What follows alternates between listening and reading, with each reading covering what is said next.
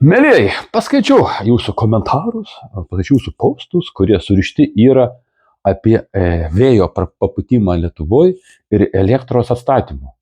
Aš nesuprantu vieno dalyko. Kodėl jūs nepatenkinti, kas dabar vyksta Lietuvoje? Jūs ką, ta prasme, tik dabar pabudot šitam gyvenime? Kas tiekia elektrą Lietuvoje?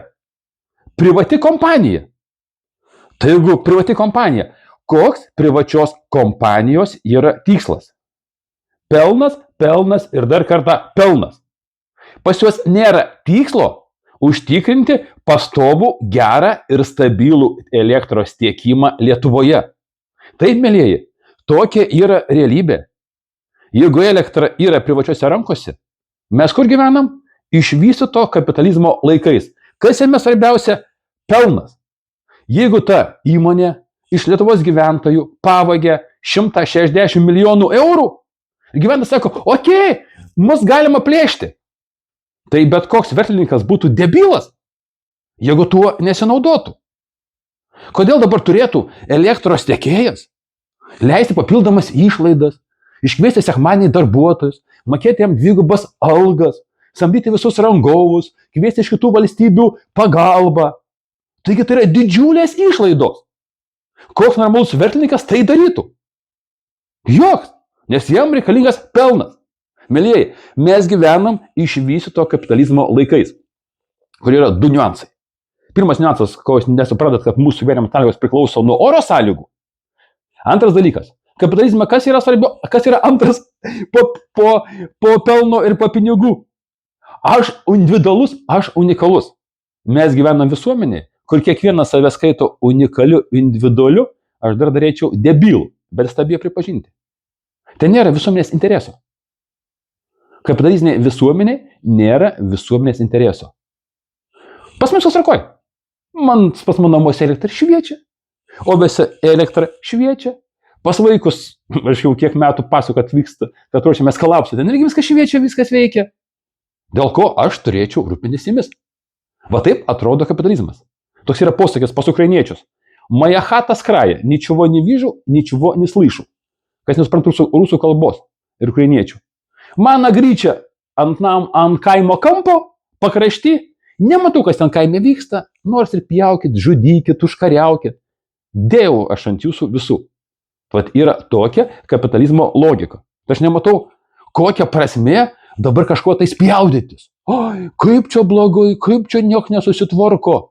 Taigi rusai puola. Reikia ruoštis Rusijos puolimui. Mielieji, kokios pretenzijos valdžiai ir privačiai įmonei? Jokių. Iš esmės jums teismą reikėtų paduoti už šmeižtą. Jūs trukdot privačiom įmonėm uždirbti pinigus.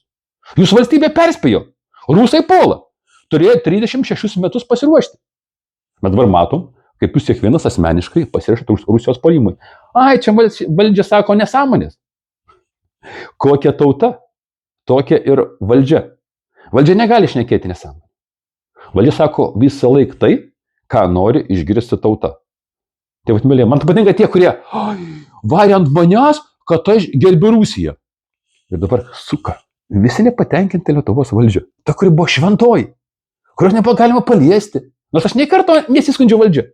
Bet tai matot, iš ten video. Ar aš skundžiuosi valdžia? Ne. Aš jums tai parodau realybę. Jeigu jūs save skaito debilais, ne, jūs unikalūs debilai, su jumis daro, ką nori. Verslas su jumis ką dar nori. Valdžia su jumis ką daro, ką nori. Naikina mediciną. Sakot, okei, mums nebereikia ligoninių. Naikina darželius, mokyklas. Okei, mums nebereikia šito. Pradės naikinti kelius. Nahui tie keliai. Peškom vaikščiasi, mums keliai nereikalingi. Naikina grinuosius. Okei, grinų mums nebereikia. O po to, hujekst. Ir parduotuvėje žmonės pandėlį, pažiūrėkiškai, negali skaityti. Parduotuvių savininkai neturi generatorių vien tik tai šitiem šaldytuvam. Nes yra pelnas. Pelnas, pelnas, pelnas, pelnas. Mėlyje. Jeigu jie dabar, kas namiausia, jūs netgi dabar nesuprastat, kas vyksta. Jūs sakysite, nu čia netyčia, čia vėjas papučia, viskas praeis, toliau vėl gyvensim kaip prie karalienės. Kas Lietuvoje padarys išvadas iš to?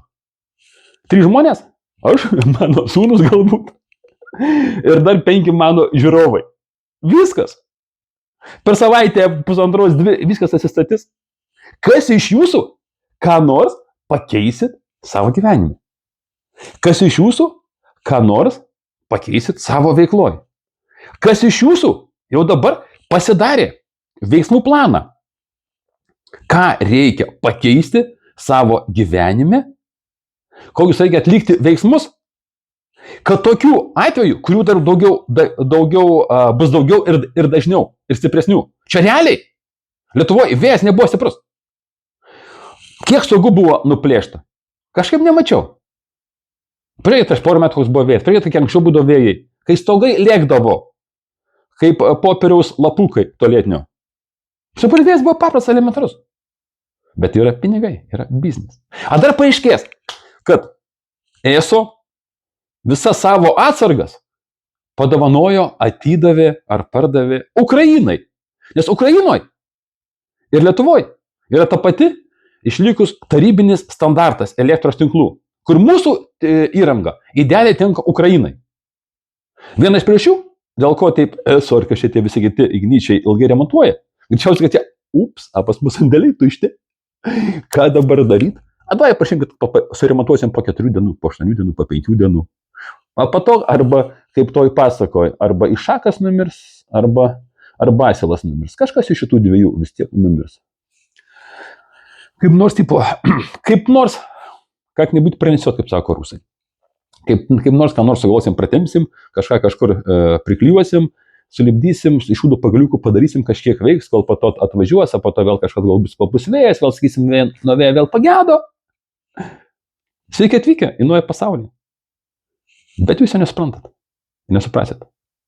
Jeigu jau po šito karto jūs nepadarysit išvadų savo gyvenime, nepakeisit veiksmų, tai nusistebės, labai būtų keista, jeigu valdžia ir verslas dar labiau debilų nepradėtų išnaudoti. Dar daugiau ribojimų, dar daugiau baudų. A ką daugiau daryti su tokia visuomenė, kuri tik tai moka rašyti komentarus? Ir aš jokių būdų nekviečiu į jokius mitingus. Mitingai ir revoliucijos nieko nepadės. Yra daug geresnių metodų. Aš pasakoju jums, ir ne vieną kartą, ir ne 2, kur apie pedofilijos įteisinimą įrašinėjau video, tada tai buvo birželio mėnesį, mano Facebook paskyroje. Ir man atrodo, YouTube yra. Bet tai ar jums to reikia? Jums ir taip gerai. Svarbu pigios duonos su pigia dešra yra. Tiek to ne visi gali dabar nusipirkti. Kortelių neaptarnauja, grinų neturit, parduotuvės neveikia kai kuriuose, ta prasme, seniūnijose. Tiek to. Įsipilsim kūrą, nuvažiuosim į rajono centrus, tenai ką nors nusipirksim, jau gausim, pratrauksim. Nieka čia tokia, nieka baisaus. Svarbu pasiruošti, kad rusai puola. Bet kokiu atveju tu esi nuostabus, kad ir tau nieks nedais ir tu nieko nepadarysi. Svarbu padėk taip, kokį nors komentarą prašyk genialų. Jeigu dar ir pasidalinti savo, ta prasme, kaip lentoj ar kur ten tokioj, o tai tau iš vis, kaip sako, kainos ne.